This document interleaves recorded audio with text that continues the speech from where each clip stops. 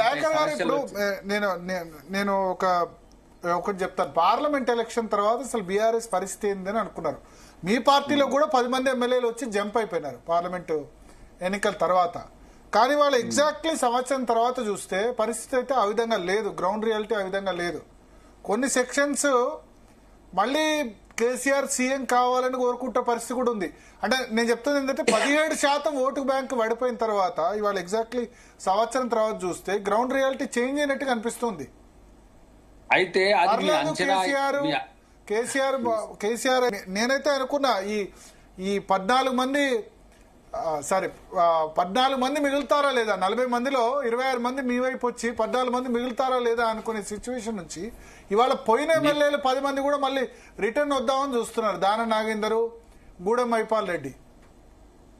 ఇప్పుడు మీరు సన్నబియ్యం వచ్చిన తర్వాత గ్రామాల్లో కాంగ్రెస్ గురించి మాట్లాడుకుంటున్నారో ఇంకా అవన్నీ మీరు ఫీడ్బ్యాక్ తీసుకోండి. అవి కానీ ఫుల్ ఫీడ్బ్యాక్ ఏం కరెక్ట్ గా రాలేదు. రెండవది, బీసీలకు స్థానిక సంస్థల్లో రిజర్వేషన్లతో పాటు విద్యా ఉద్యోగ ఉపాధి అవకాశాల్లో రేపు కేంద్రం ఒప్పుకున్నా ఒప్పుకోకపోయినా షెడ్యూల్ 9 లో పెట్టినా పెట్టకపోయినా రాష్ట్ర ప్రభుత్వం అమలు చేసిన తర్వాత బీసీల్లో వచ్చే మార్పు మీరు గమనిస్తారు. మూడవది, ఏండ్ల తరబడి ఎస్సీల మధ్యన ఉన్న సమస్య పరిష్కారం అనేది మామూలు అంశం ఏం కాదు. ఇంత షార్ట్ టైంలో కాంగ్రెస్ పాలిత రాష్ట్రాల్లో కూడా సుప్రీంకోర్టు జడ్జిమెంట్ వచ్చిన తర్వాత చేయలేకపోయిండ్రు. బీసీ బిల్ అనేది దేశంలో ఎవరూ చేయలేకపోయిండ్రు.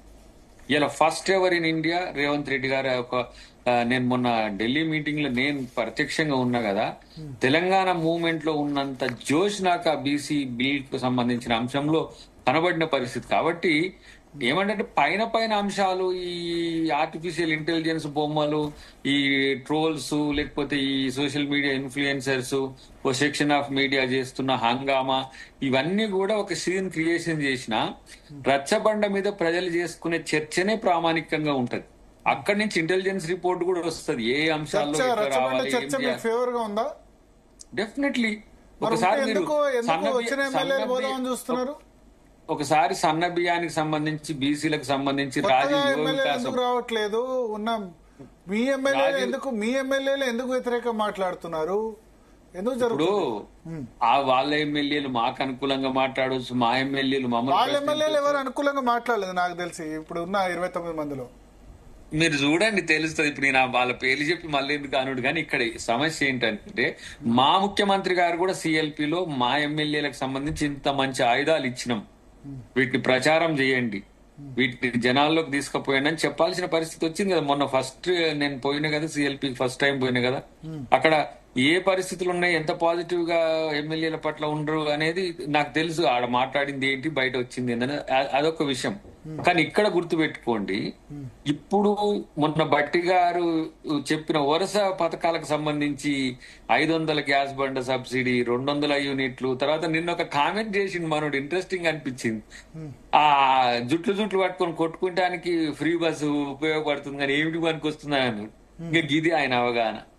మరి ఫ్రీ బస్ వద్దు మేము పెట్టమని చెప్పేసి ఒక రిజల్యూషన్ తీయమనంటే అప్పుడు తెలుస్తుంది మా ఇల్లు నుంచి ఎట్లా వస్తుంది అనేది మీకు. అంటే దాన్ని ప్రతి పాజిటివ్ అంశాన్ని మరి అట్లాంటప్పుడు సన్నబియ్యం ఎందుకు ఇచ్చిండ్రు, సన్నబియ్యం చేయబట్టి జనం కొట్టుకొని సస్తారు అని చెప్పి అనవను అనడు. 52,000 ఉద్యోగాలు ఎవరు అన్నాడు, రుణమాఫీ అన్నాడు, రైతు బంధు అన్నాడు, ఇప్పుడు రుణమాఫీ 2,500 మహిళలకు అన్నాడు, పెన్షన్ 4,000 అని చెప్పాడు. ఇవన్నీ చెప్పాడు. ఇవన్నీ నేను అంటున్నా 22,000 కోట్ల పైచిలుకి ఇవాళ రుణమాఫీ అయింది. వాటి మీద ఏంది రావట్లేదు కదా. పంజాబ్ రైతులకి 22,000 కోట్లు చేసినా గుడ్ విల్ కనిపించట్లేదు, అది మీకు కూడా తెలుసు.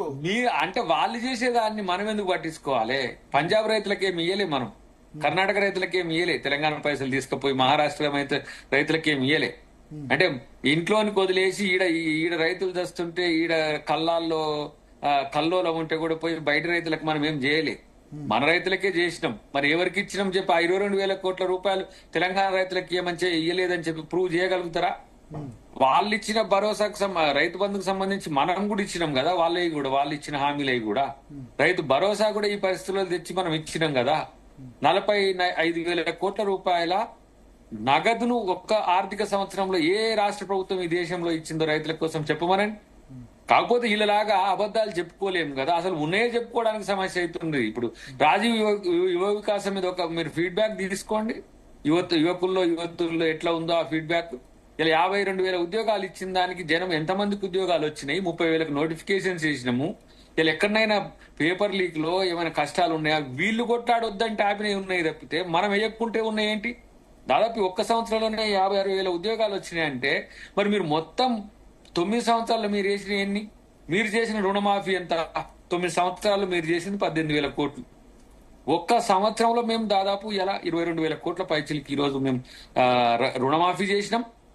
మిగతా 18-20 రైతు బంధు సంవత్సరం ఇవ్వకుండా నగదును ఇవాళ 1 ఇయర్ పాటు రైతు బంధు ఇవ్వకుండా రుణమాఫీ చేశారు. రైతు బంధు ఇవ్వలేదని వచ్చింది కానీ రుణమాఫీ చేసినట్టు చేసిన సార్ ఇప్పుడు ఇగో రానోళ్ళే బాధపడతారు కదా. ఇప్పుడు 2 లక్షల పైచీలకు ఉన్న వాళ్ళు కూడా బాధపడుతున్నారు ఇప్పుడు. ఎందుకంటే ఆ పైది కట్టుకోలేరు కాబట్టి, 2 లక్షలకు ఎలిజిబిలిటీ రావట్లేదు కాబట్టి. కానీ వచ్చిన వాళ్ళు నాకు వచ్చిందని అయితే తీర్మారు కొట్టరు కదా. ఎందుకు వాళ్ళు సంతోషమయ్యా రేవంత్ రెడ్డిని కడుపు సల్లంగా ఉండా నాకు రుణమాఫీ చేసిన కొడుక అని అనుకుంటాం.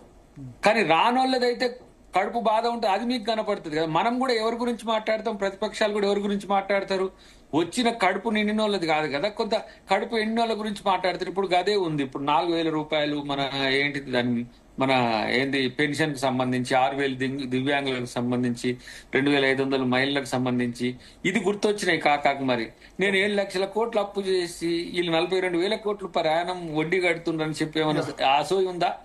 ఆర్థిక అధోగతి, ఒక్క నిమిషం లైన్ లో